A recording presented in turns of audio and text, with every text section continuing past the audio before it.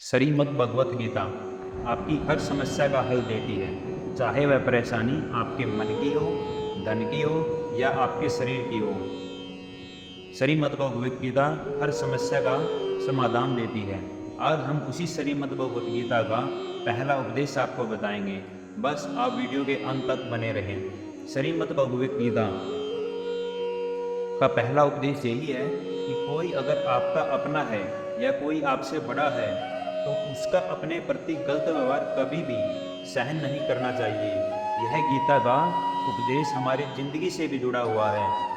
हम भी अपने मन की अधिकतर तकलीफ़ों को यह सोचकर कि जिंदगी भर सहते रहते हैं कि यह तो मेरा अपना है, यह मेरा बड़ा है, इसको हम कैसे कुछ कह सकते हैं।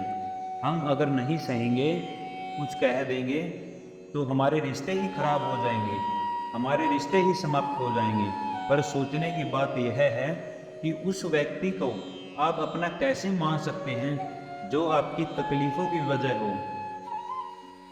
अपना तो वह होता है जो हमारी तकलीफ़ों को दूर कर दे।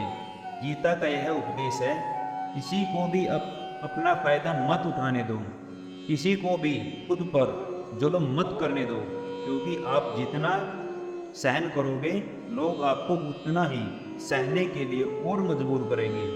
गीता का पहला अध्याय जिसका नाम अर्जुन विषाद योग है, उसके आरंभ में अर्जुन ने श्री कृष्ण के आगे अपना दुख प्रकट किया कि हे केशव, मैं कौरवों से कैसे युद्ध कर सकता हूँ, यह तो मेरे अपने ही हैं। मैं कैसे भीष्म पितामह वो द्रोणाचार्य से युद्ध करूँगा, क्योंकि वो तो दोनों मेरे पूजनीय हैं।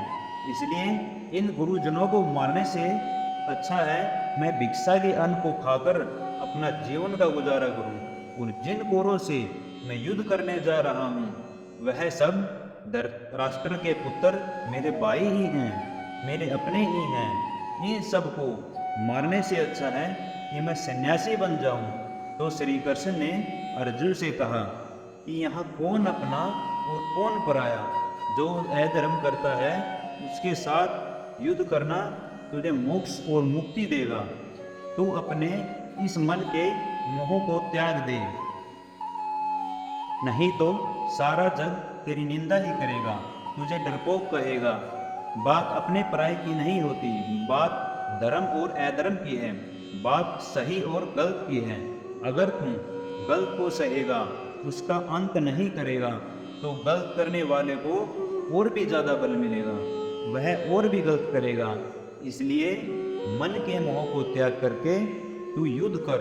महाभारत की एक और कहानी भी है, जब अर्जुन के पुत्र अभिमन्यु की युद्ध में मृत्यु हो जाती है, तब अर्जुन बहुत दुखी होता है, रोने लगता है। वह श्री कृष्ण से कहने लगा कि मेरा पुत्र अभिमन्यु मर गया है, मैं यह दुख बिल्कुल भी नहीं सहन कर सकता, मैं भी अपने आप को समाप्त कर लूँगा। फिर श्री कृष्ण जी उसे बताते हैं कि आत्माओं का कोई अपना नहीं होता। वे उसे आत्माओं के लोक में लेकर गए, जहाँ अभिमन्यु आनंद से बैठा हुआ था। उसने अक्षत्रियोचित व्यवहार किया क्योंकि उसे उत्तम पद की प्राप्ति हुई। जब अर्जुन अभिमन्यु के पास रोते रोते पहुँचा, अपने पुत्र को देखकर अर्जुन बहुत प्रसन्न हुआ। उसे गले से लगाकर कहने लगा कि हे पुत्र, तेरे बिना तो मैं जी ही नहीं सकता, मैंने तो अपने जीवन की आशा का ही त्याग कर दिया। तो अभिमन्यु कहने लगा कि आप कौन हैं? अर्जुन बोला, मैं तेरा पिता हूँ, तू मेरा पुत्र है।